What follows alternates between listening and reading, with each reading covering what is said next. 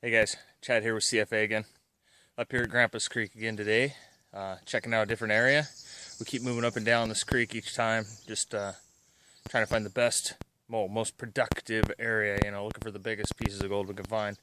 So we're out here again, and we're going to also today, I'm going to walk you through my process for separating the black sand from the gold. See what I've come up with over my last few tries, and best way that I found, and see if anybody out there has any ideas to help me out too. So here we go. Got a pretty good spot here with a bend here. You can see where bigger rocks have piled up compared to the smaller stuff on the opposite side. So I'm gonna try getting underneath that. We got our setup going on. We got just enough water. You can pan right here in this little hole. So yeah, we got a big bend here. There's a couple spots where we got a bigger pile up of the heavier rocks, so we'll see what we get out of it.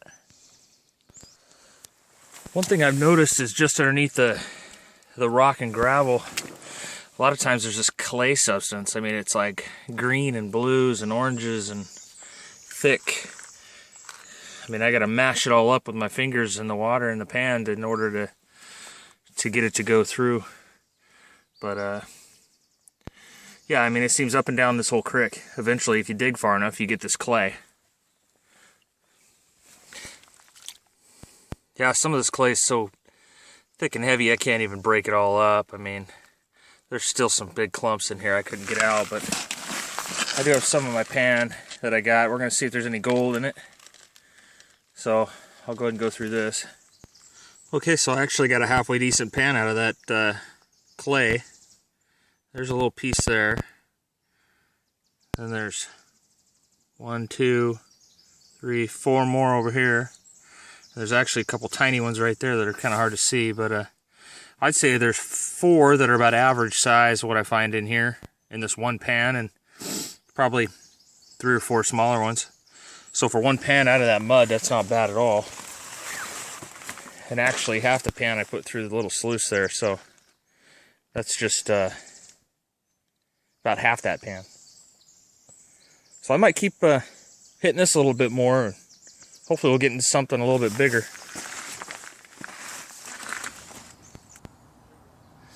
Okay guys, we got our bucket with our concentrate.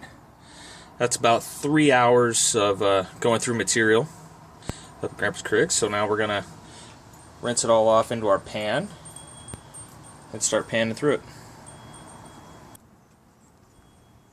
So basically my process is just to keep panning through this stuff, and there's going to be a little speck. There's speck gold, speck gold, speck gold. There's little specks all throughout, and I just go through and snuff them all up with this. Now I'm going to get some black sand and whatnot in with it, but that's the next process will take care of that. But for now I'm just going to go through meticulously snuff out as much of this stuff as I can.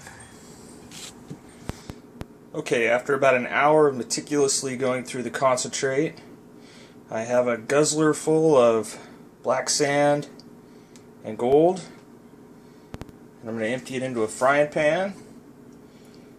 I'm going to heat it up and dry it all out.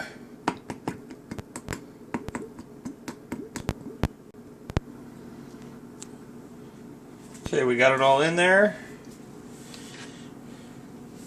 We just got to wait for it to evaporate all that water out of there. We'll get it nice and dried out, and then we'll go to our next step.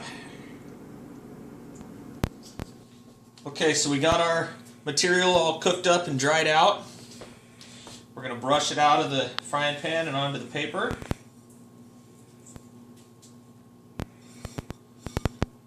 But like I said, this is the process I've been using, and if anybody out there has some hints or ideas to help me be more successful, I'd love to hear it. So I'm going to brush this onto here. Some of it gets stuck in the bristles, so I always kind of tap it a little bit. See some fall out. Okay. Now what I've got over here is I've actually taped magnets to the bottom of a piece of paper to get the magnetite separated from the gold. So I take the material, kind of get it all bunched up in the middle like that. And I go over to my magnets. And I slowly put it on there, and you can see where the magnetite's sticking to the magnets. And just gradually pour it on there. Kind of spread it around. Okay, then I'm going to get all that to the middle. I'm going to pour it back onto this sheet. Now a lot of times the gold is getting caught up in the magnets with the magnetite, so I kind of tap it to knock some of this off here.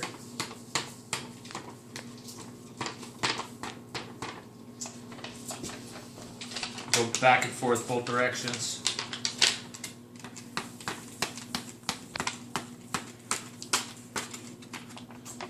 Okay. I move it around. A lot of times it clumps up and the gold will get stuck in there, so we'll just shake it around. Do this again. Okay, then we're going to brush off all the magnetite over here.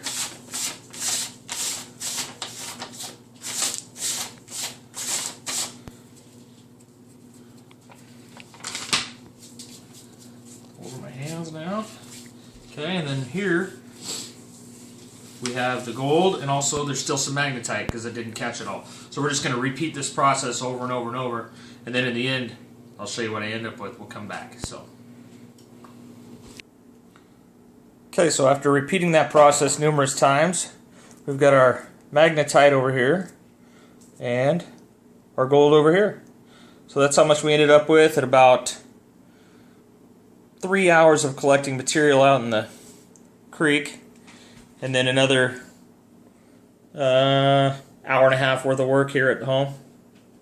You can see it's not perfectly clean, but it's pretty close. I mean, there's a couple little dark spots in there still, but most of the magnetite's over here. And actually, I'm going to go through it again just to make sure I got everything out of it, all the gold I wanted to get out of it. But yeah, that's not a bad little pile for 3 hours worth of collected material. And then it's going to go in our vial here. I'll pour it in there to go with the rest of what we found. So anyway, yeah, that's the process I've been using. If anybody's got a quicker, easier, or better way of getting it clean, let me know. So, alright, thanks.